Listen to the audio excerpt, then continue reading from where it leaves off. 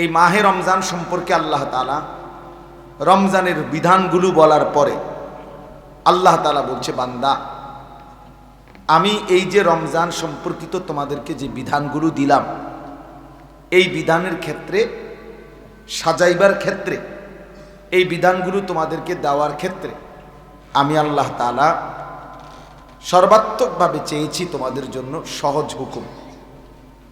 ওয়ালা ইউরিদু বিকুমুল উসরা, আল্লাহ নিজেই বলতেছেন যে আল্লাহ পাক তোমাদের জন্য একটা বিধানও কঠিন করতে চান নাই, সহজ করেছেন।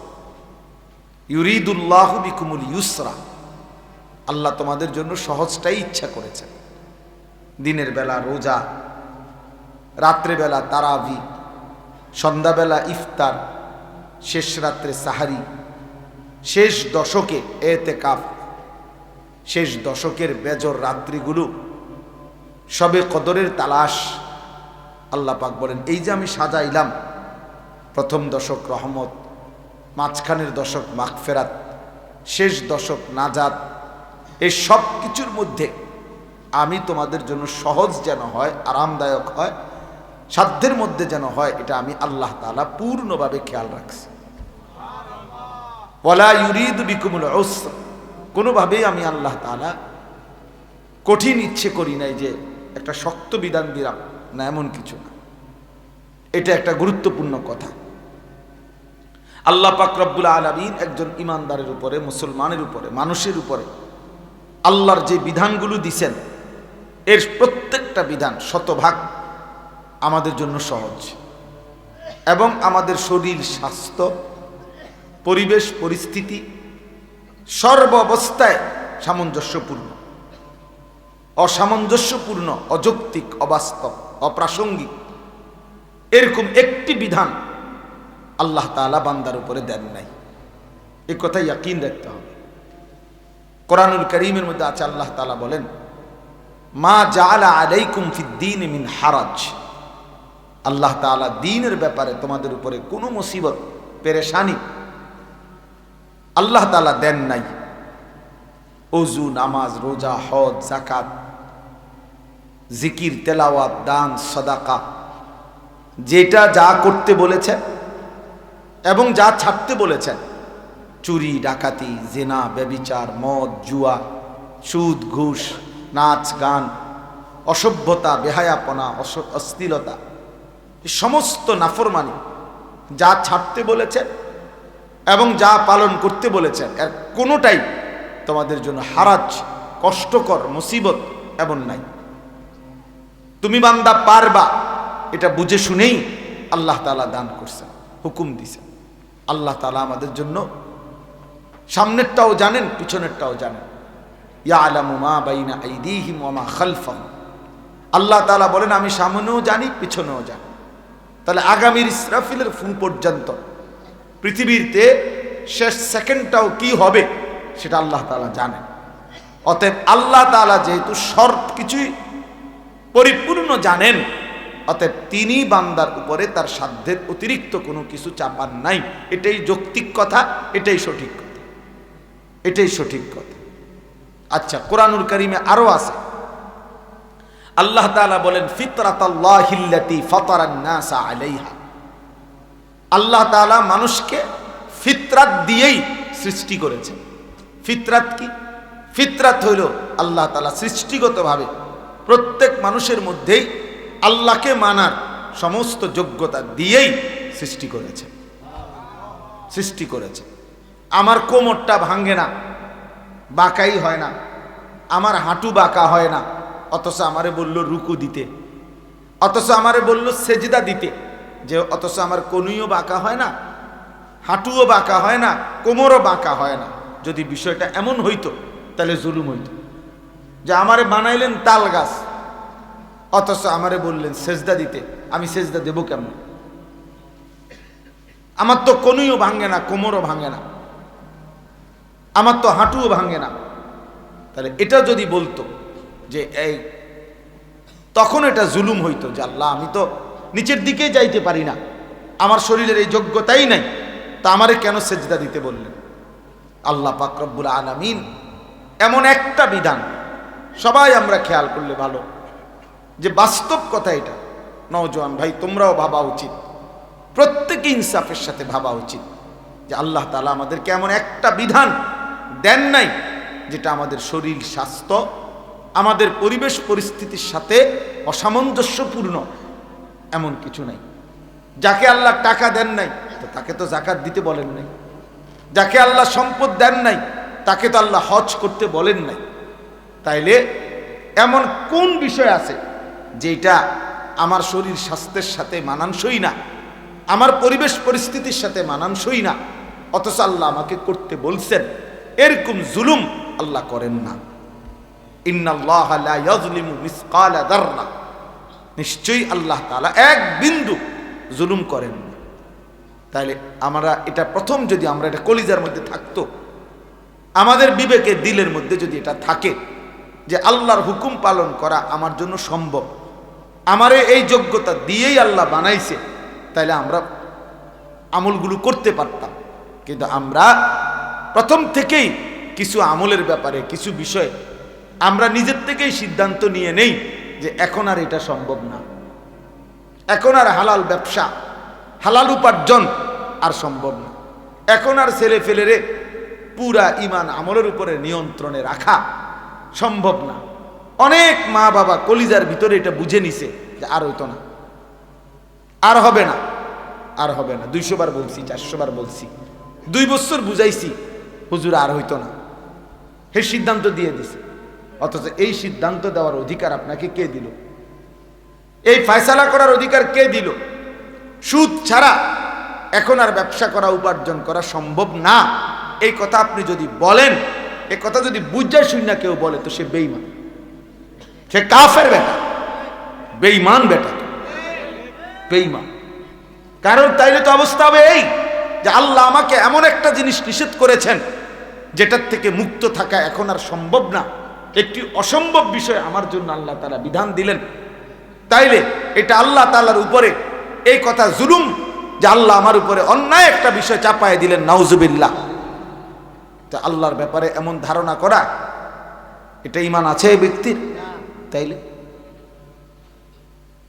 অনেক মানুষ আমাদের সমাজে আমরা এটা মনে করি, 16 বছরের একটা ছেলে যাচ্ছে তাই, যা ইচ্ছা তাই করতেছে, মা বাবা বলতেছে না হুজুর আর হইতো না, হেরে দিয়ে আর হবে না। আশ্চর্য কথা, কি হবে না হেরে দিয়ে? মানে নামাজ রোজা হবে না, কিন্তু উনি অথচ এই নাফরমানের জন্যই, তার জন্য ঘর করা, বাড়ি করা, তার জন্য জমি কিনা, তারে বিদেশ পাঠানোর চেষ্টা করা, তার লাইগা 12 লক্ষ টাকা কিস্তিতে নেয়, সুদে নেয়, যেমনে পারে বিদেশের টাকা ব্যবস্থা করা, এই নাফরমানের জন্য উনি সব করতেছে। এগুলো সব হবে হেতেরে দিয়া, শুধু আর নামাজ হইতো না। উনি এটা ফয়সালা দিয়ে দিয়েছে, উনি এটা বুঝে নিছে যে হুজুর কামাই রোজগারি হইব তারে দিয়ে, কিন্তু নামাজ আর হইতো না তারে দিয়ে। আমনের এই সমস্ত বাটপারি কথা, এগুলা ফেরেশতা বোঝে না। হ্যাঁ, আপনার এই সমস্ত ধোকার কথা আপনি কি বুঝাইলেন? এটা এই জন্য আল্লাহ পাক রব্বুল আলামিন বলছেন, বান্দা বিশ্বাস করো, একটা হুকুম আমি কঠিন করি নাই, বরং আমি তোমাদের জন্য ইউরিদুল্লাহু বিকুমুল ইউসরা, সব ব্যাপারে আমি আল্লাহ তাআলা তোমাদের জন্য সহজটা চেয়েছি, আমার বান্দার যেন কষ্ট না হয়। কতভাবে আমি আমার বান্দাকে দিতে চেয়েছি, আমি আমার বান্দাকে মোটেই জাহান্নাম দিতে চাই নাই, এক বিন্দু আমার একটা বান্দা জাহান্নাম দিতে চাই না। ওসিআত রাহমাতি কুল্লা শাই, আমার রহমত সব কিছুর উপরে বেষ্টন করে আছে। আমরা কোরআনুল কারীমে পড়ছি, নাব্বি ইবাদি আন্নী আনাল গফুরুর রহিম ওয়া আন্না আযাবি হুয়াল আযাবুল আলীম। এই কথাটা মনোযোগ দিয়ে শুনেন, আল্লাহ তাআলার দয়াটা তাইলে বুঝবেন। আল্লাহ বলতেছে, নবী আপনি আমার বান্দাদেরকে শুনায়া দেন, আন্নী আনাল গফুরুর রহিম, আমি আল্লাহ, আমি গফুর, আমি প্রচন্ড ক্ষমাশীল, রাহিম, আমি সর্বোচ্চ দয়াবান, পরিপূর্ণ দয়াবান, আমি দয়ালু। আর ওয়া আন্না আযাবি হুয়াল আযাবুল আলীম, আর এটাও বলে দেন আমার আযাব সেটাও কিন্তু অত্যন্ত ভয়ানক। কিন্তু তাফসীরের মধ্যে একটা আশ্চর্য সুন্দর কথা আছে। কথাটা হলো এই যে এই দুইখানে আল্লাহ বলছেন আমি গফুরুর রাহিম, আমি ক্ষমাশীল। আবার বলছেন আমার আযাবও ভয়ানক। কিন্তু দুইটার মধ্যে একটা পার্থক্য চিন্তা করেন। মুফাসসিরিনে কেরাম বলে যে আল্লাহ তাআলা বান্দাকে মাফ করবার ক্ষেত্রে নিজেই স্বয়ং গফুরুর রাহিম।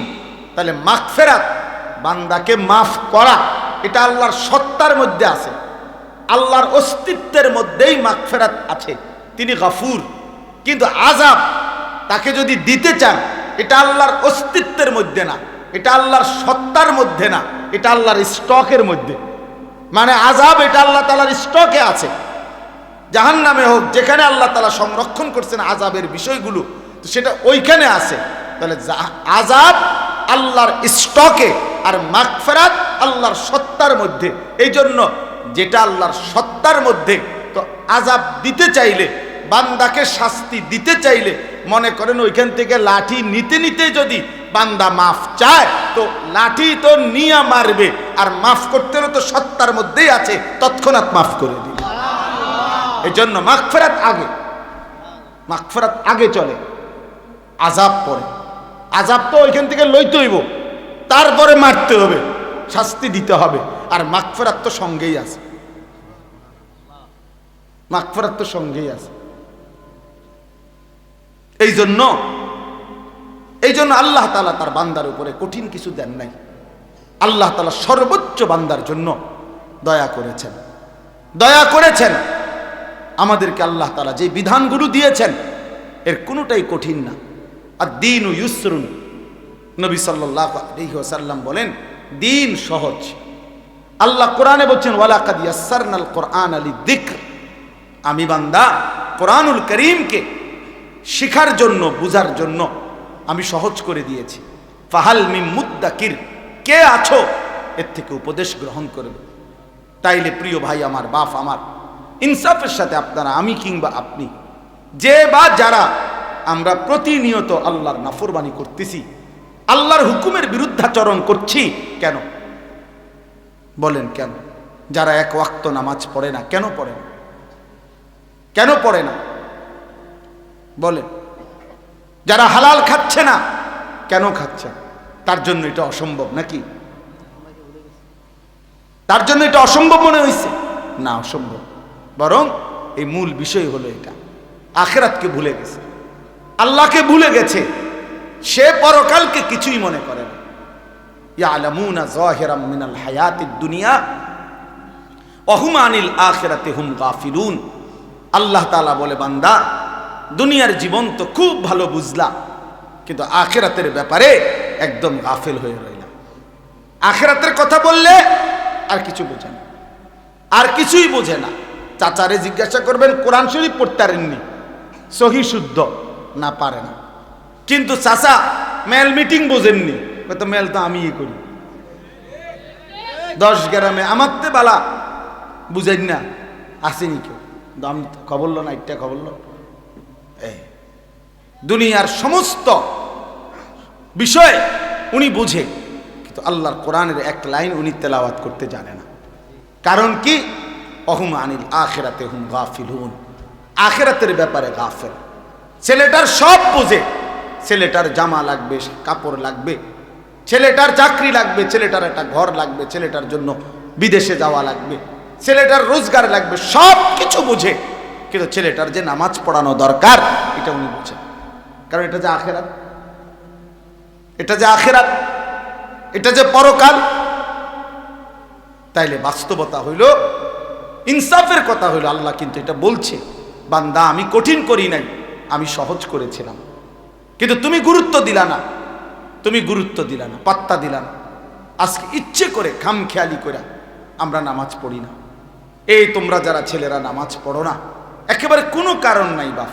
তোমার শরীর সুস্থ, তোমার শরীর সামর্থ্যবান, তুমি নওজোয়ান, তুমি যুবক, তুমি কিশোর, তোমার শরীরে কোনো রোগ ব্যাধি ব্যারাম কিচ্ছু নাই, কিন্তু এক ইবলিস শয়তানের কাছে তুমি হেরে গেছো, এক নফসের ধোকার কাছে তুমি হেরে গেছো, একটা মোবাইলের কাছে হেরে গিয়ে, অসৎ বন্ধুর কাছে হেরে গিয়ে এক ওয়াক্ত নামাজ পড়ে না।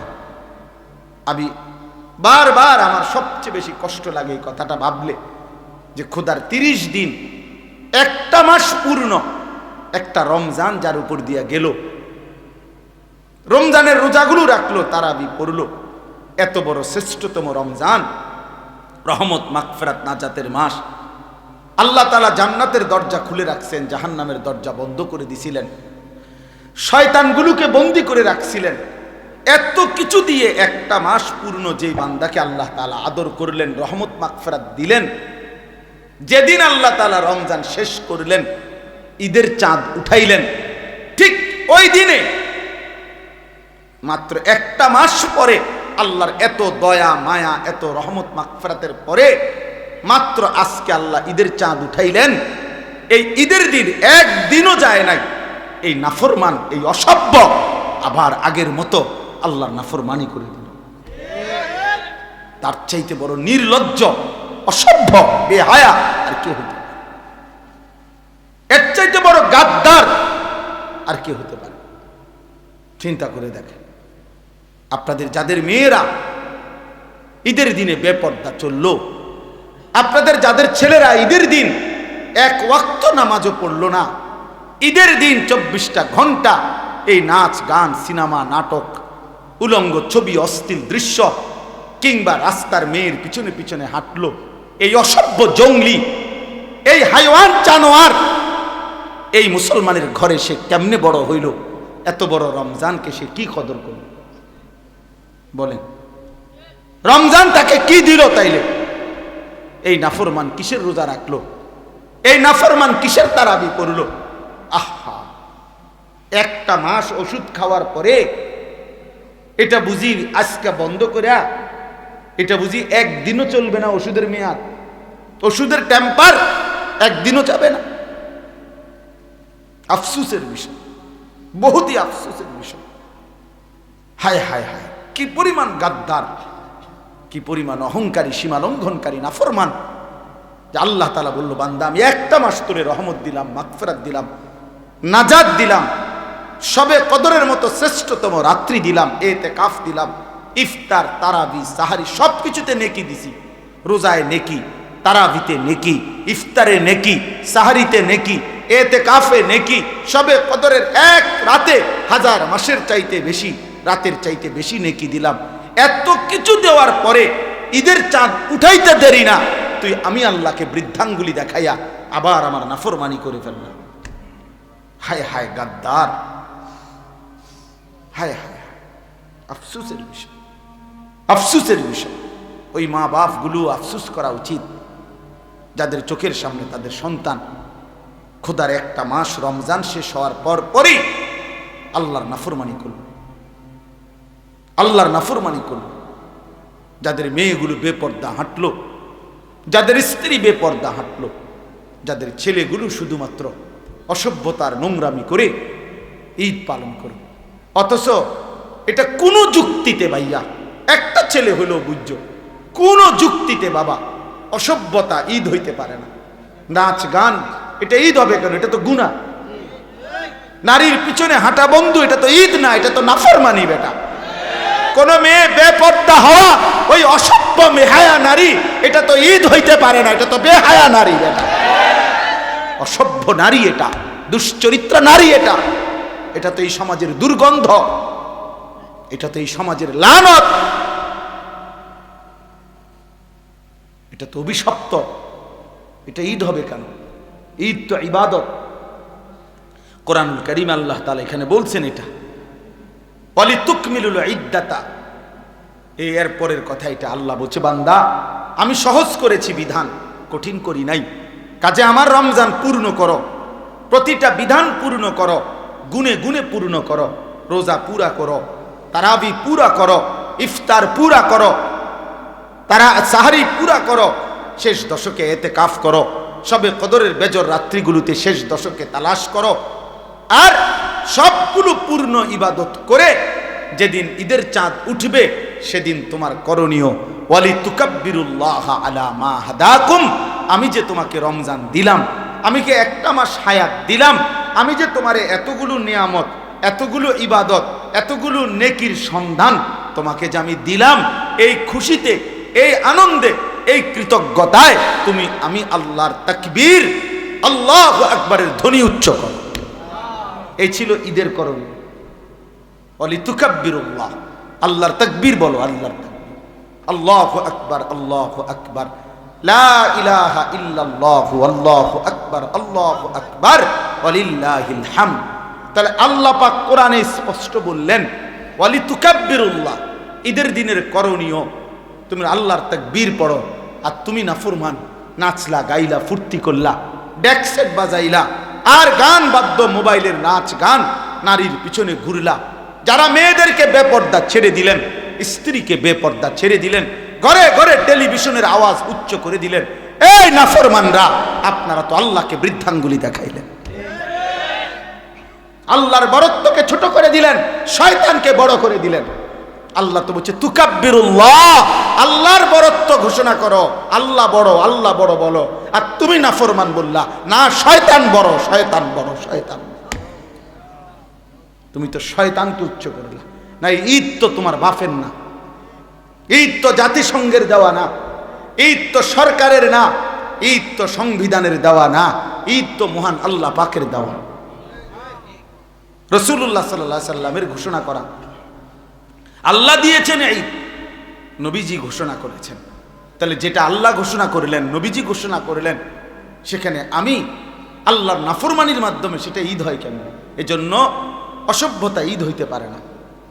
বেহায়া নারীর এই হাঁটা, এটা ঈদ নয়, এটা অসভ্যতা, অসভ্যতা। তোমরা যারা যুবক এক ওয়াক্ত নামাজ পড়ো নাই, তুমি অসভ্য, তুমি মুসলমানের ঈদ পালন করো নাই, তুমি শয়তানের কোন এজেন্ডা বাস্তবায়ন করেছ।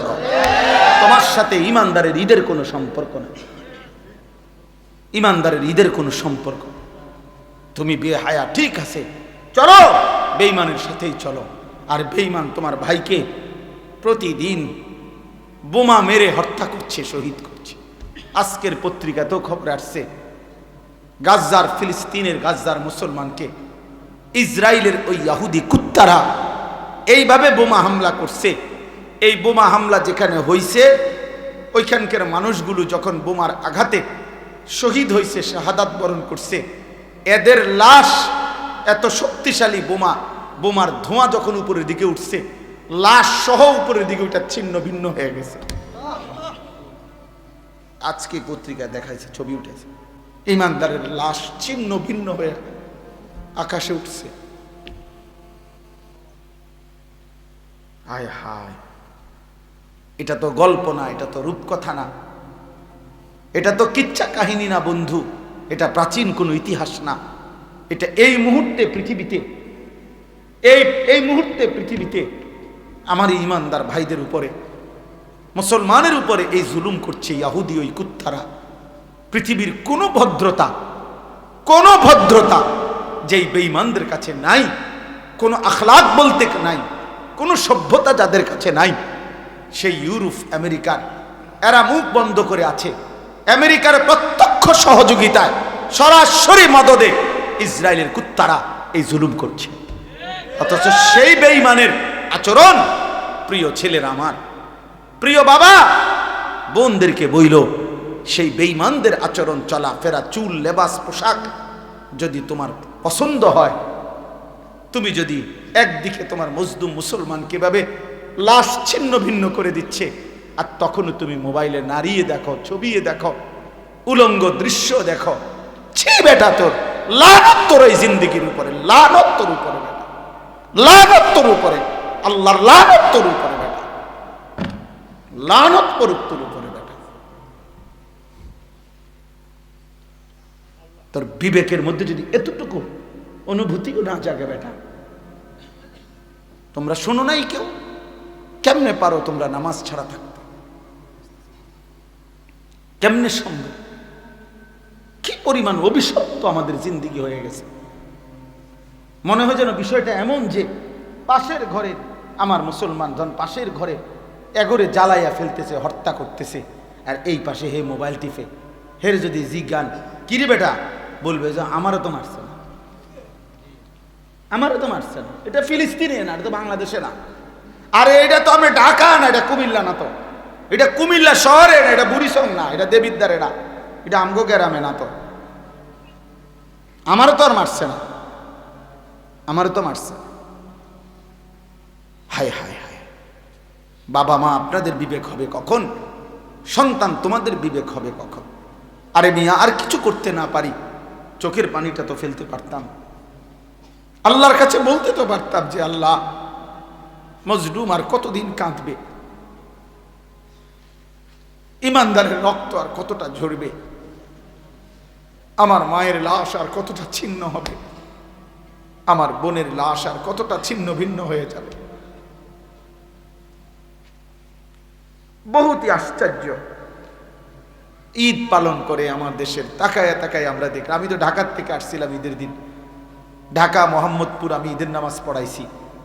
এই আসার পথে দেখছি, হায়, ঈদ পালন করছে নতুন করে, আবার নতুন করে আবারও গান বাদ্য ঢোল তবলা, একেবারে পহেলা বৈশাখের মঙ্গল শোভাযাত্রার মতো সম্পূর্ণ মুশরিকের সংস্কৃতিকে ইসলামের এই পবিত্র ঈদের মধ্যে চালায়া দেওয়ার নতুন ষড়যন্ত্র আবার এবার শুরু করা হয়েছে।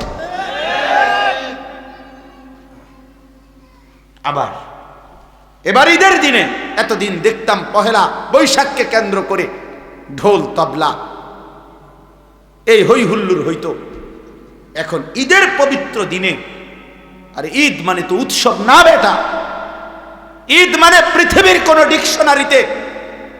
কোন ডিকশনারিতে ঈদ মানে উৎসব নাই বেটা। ঈদ তোমার বাপের না, ঈদ বাংলা ভাষার কারো না, ঈদ এটা আরবি শব্দ, এটা রাসূলুল্লাহ সাল্লাল্লাহু আলাইহি ওয়াসাল্লামের জবানের উচ্চারিত শব্দ। অতএব সেটা জিজ্ঞেস করতে হবে ওইখান থেকে। ঈদ মানে উৎসব নয়, ঈদ মানে ইলাইহি আওয়াইদুল ইহসান। খুতবার বই তো আছে, কিতাবেও আছে। ঈদ মানে হলো যেটা ফিরে আসে, অর্থাৎ মহান আল্লাহ পাকের ইহসান ফিরে আসছে। গত এক মাস আমার উপরে দিনের বেলা খাদ্য পানীয়, হালাল স্ত্রীর সাথে সম্পর্ক, এটা নিষেধ ছিল। এই অনুমতি আবার ফিরে আসছে আজকের ঈদের দিনে। আল্লাহ তাআলা আমার উপরে আল্লাহর অনুগ্রহ, দিনের বেলায়ও খাওয়ার অনুমতি ফিরায় দিছেন, পানি পান করার অনুমতি ফিরায়া দিছেন, স্ত্রীর সাথে মেলামেশার অনুমতি ফিরায়া দিছেন। আল্লাহ তাআলা তার ইহসান, দয়া আমার উপরে আবার ফিরায়া দিছেন। আল্লাহ আমারে একটা মাস হায়াত দিয়া ঈদের দিন পর্যন্ত পৌঁছাইয়া দিছেন। তো আমার কাছে যে আল্লাহর নিয়ামত ফিরে আসলো, আল্লাহর অনুগ্রহ ফিরে আসলো, এই জন্য আল্লাহর ওয়ালা আল্লাকুম, এই শেষ অংশ এটাই, ওয়ালা আল্লাকুম তাশকুরুন। আল্লাহ বলেন, আমি চেয়েছি রমজান দিয়ে, আমি আল্লাহ তাআলা চেয়েছি তোমার কাছে তুমি আমার শুকর আদায় করবা, শুকর আদায় করবা, শুকর আদায় করবা।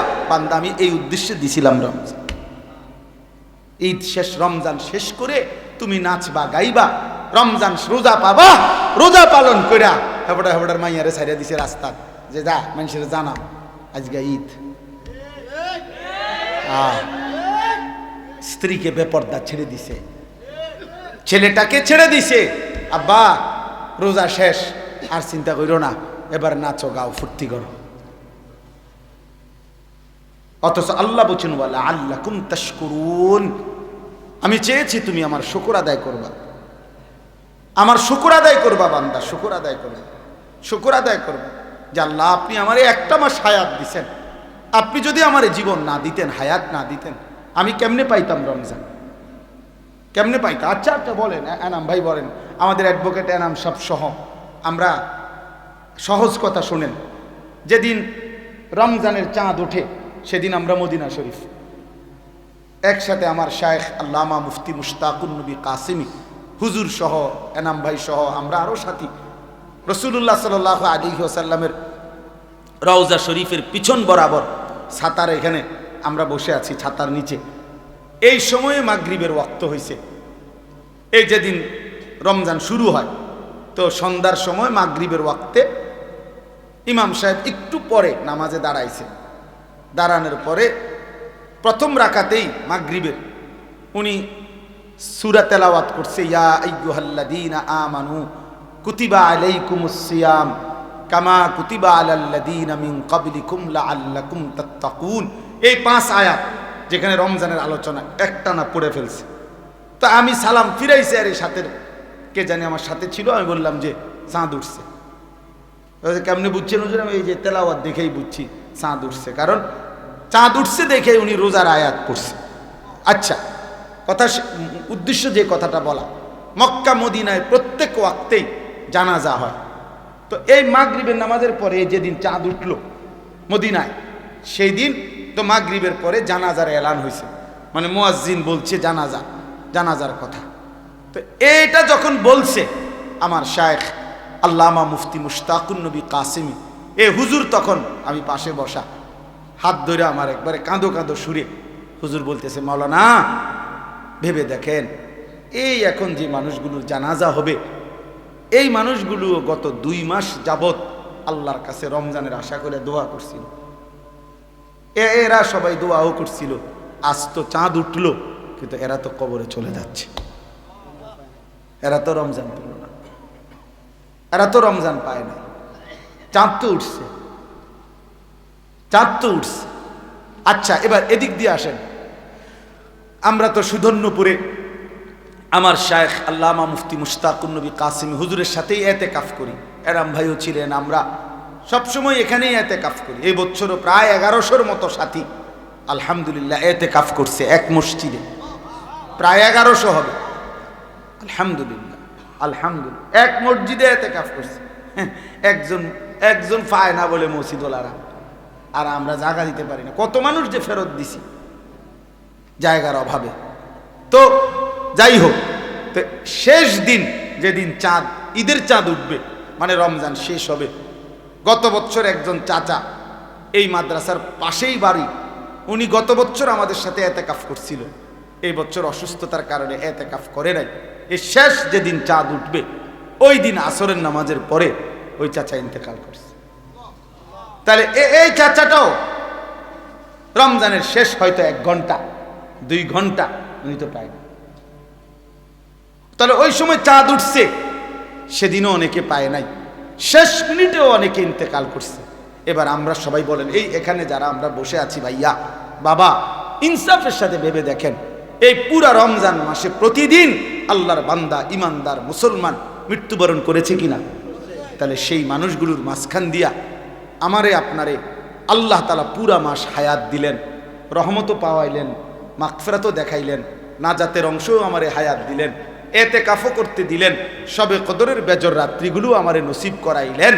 এত কিছু দিয়ে আমার কাছ থেকে আল্লাহ তাআলা কোনো কৃতজ্ঞতা পাবে না?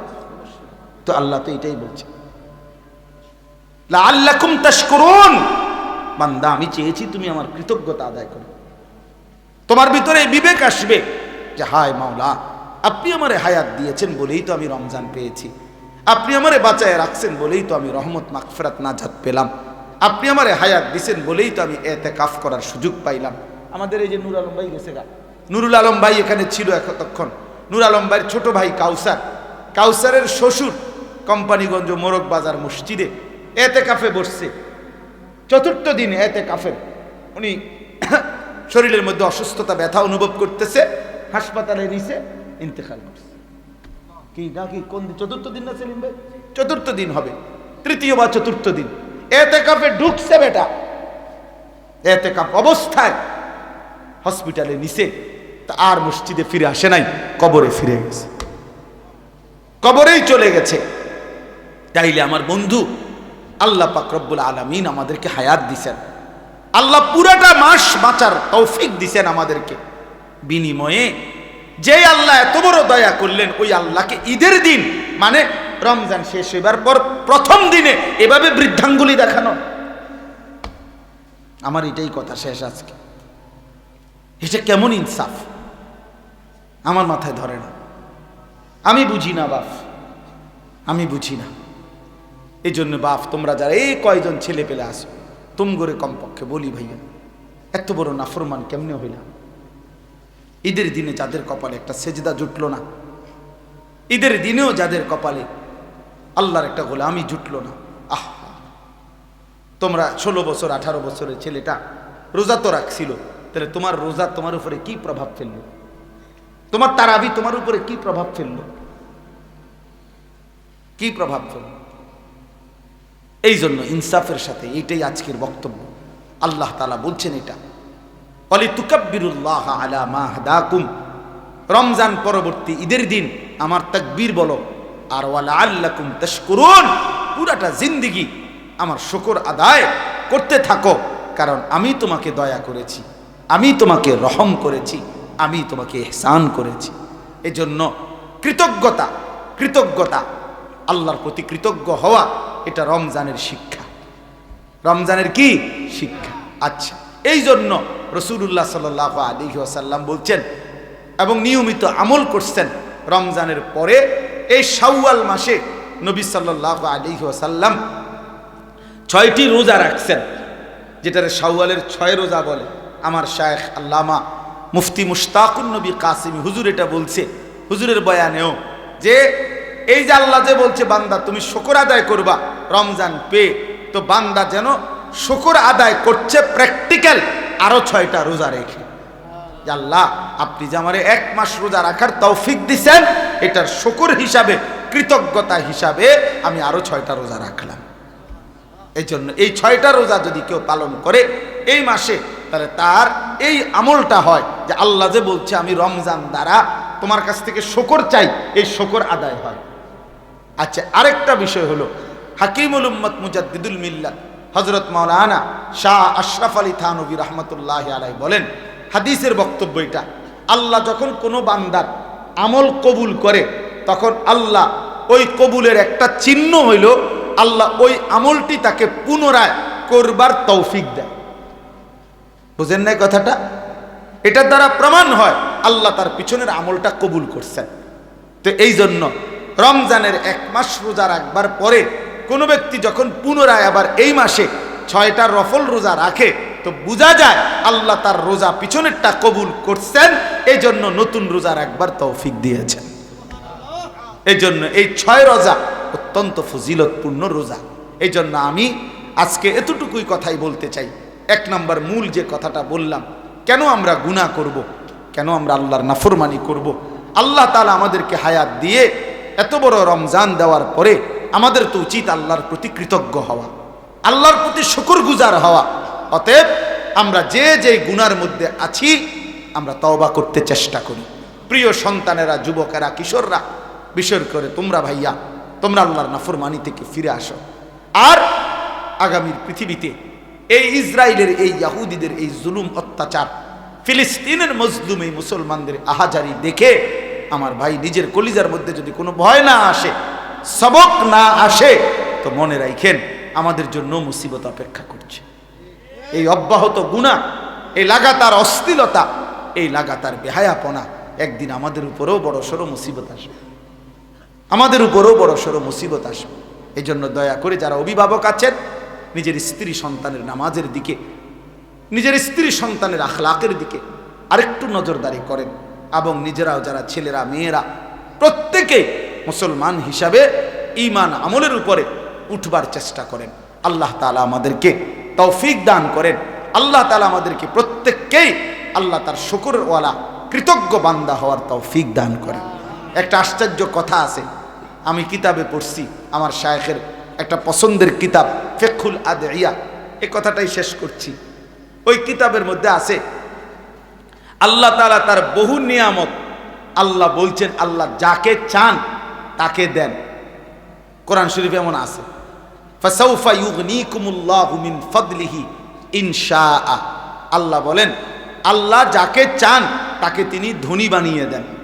তো যাকে চান, ইয়াহাবু লিমান ইয়াশাউ ইনাসা, আল্লাহ যাকে চান তাকে কন্যা সন্তান দান করেন। ইয়াগফিরু লিমান ইয়াশা, আল্লাহ যাকে চান তাকে মাফ করে দেন।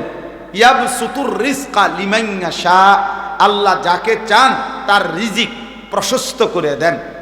আল্লাহ পাক যাকে চান, এরকম বলে অনেক কথা আল্লাহ বলছেন যে ওয়াগফিরু লিমান ইয়াশা, আল্লাহ যাকে চান তাকে মাফ করে দেন, যাকে চান তাকে রিজিক দান করেন, যাকে চান তাকে ইজ্জত দান করেন। তার মানে সবাইকে দেন না, যাকে চান তিনি তাকে দেন।